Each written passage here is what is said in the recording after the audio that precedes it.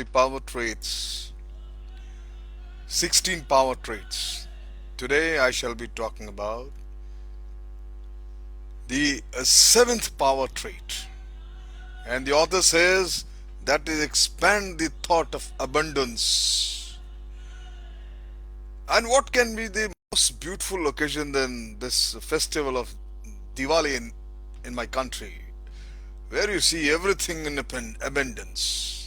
Whole markets, everything is full. Let me wish on the outset each and everyone happy Diwali.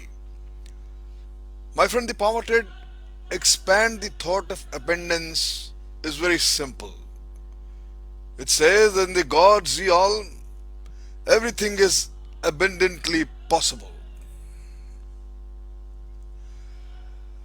It says life is nothing but a bunch of experiences, and every experience makes us aware of the new unfolding fact and frolic about it. The author says that every one of us is aware of the perpetual happening which keeps us intact in our flow of life. Some events are important from the perspective of spiritual sound mind, and some are important materialistic prone mind.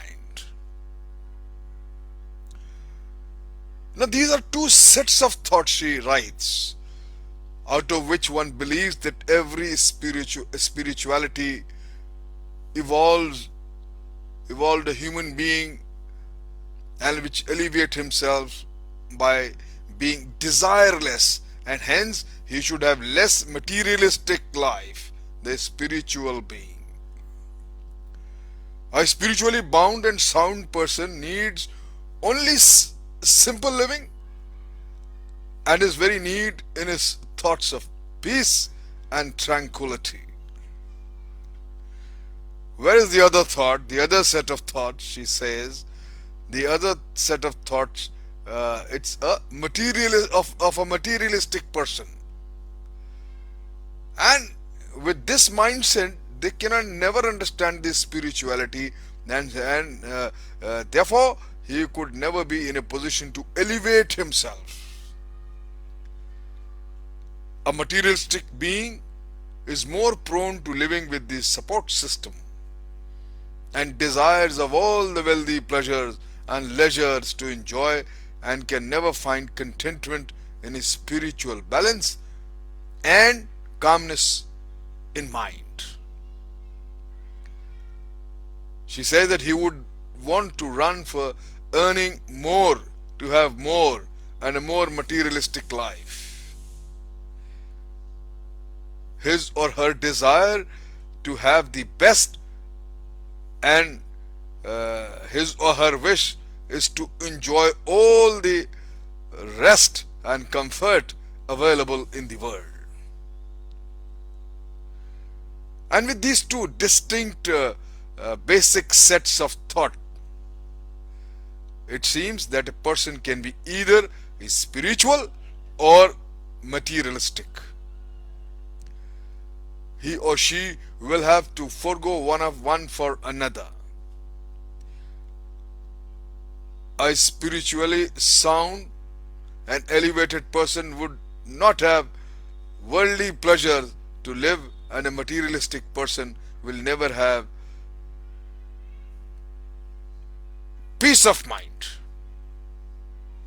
And the entire things she discussed in the this chapter of his power trait, giving examples. My friend, every person is confronted with the confusion, she says, to choose this or that, either mindset for living, either set of the thoughts. But actually what the author feels, that any person who is balanced, he can actually have both and enjoy the spiritual and the materialistic life of the existence. He does not need to dwell upon and forego one. He can have both of them. We tend to actually choose among the two things because of the centuries of seasoning. To choose among these two good things in life. And what's wrong? If I feel, and the author writes, and I also agree with her, that what's wrong if we choose both? He or she is actually the king or a queen who knows what is good purpose and how can they utilize their wealth effectively, how can they make a difference to the world and leave this world, thereby making the world a little more better place to live in for the people to come in times. A person who believes in both will always be balanced to understand its value.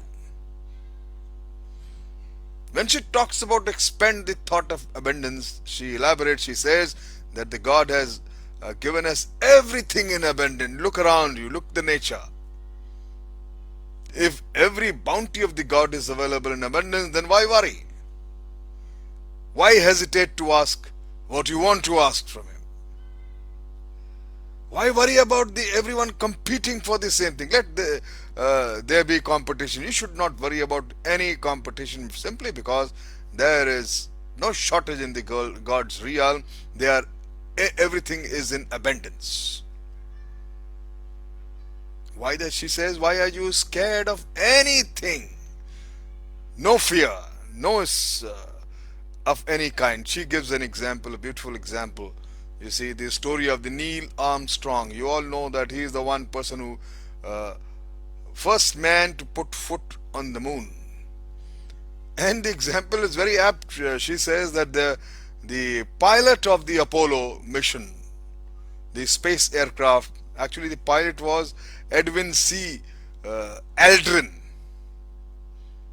He was a trained US Air Force pilot, expert. And Neil Armstrong was from Navy. He was the co-pilot. And when they took off and they landed, the Apollo landed in the moon, the NASA first directive came, the pilot to step out. But Mr. Friend Aldrin was little apprehensive, little fearful. If suppose he steps his foot on the moon, he was not sure what's going to happen to him. And he hesitated. While he was, a few minutes must have gone past, the NASA control they get this second instruction, co-pilot to step down. And without wasting a fraction of the second, Neil Armstrong, he got down and put his feet, first step on the moon, man, and rest is history. It's very simple. A little bit of hesitation, my friend. Neil cost what? World does not remember the runners-up. Within second, Neil, the moment he put his foot on the moon and made the history in the world. World remembers only the person who comes first. People lose, my friend, like our friend Elton, because of hesitation and fear. The power trait expand the thought of abundance tells you not to fearful of anything, not to be having any kind of hesitation because there is too much in the nature for everybody else. All you have to do is ask. At the end of the chapter, she recommends 3 things to all of us for his readers and audience: that place a note on your wallet saying that thank you Lord for giving me so much of money. When you spend, you pray, thank, give, and it shall be replaced. Second thing she says, whenever you use a sentence which is limited or negative, immediately correct yourself and replace it by a positive statement. You find a negative things, no, I have these many qualities. There are certain things. This is what the positive, and this will have its effect.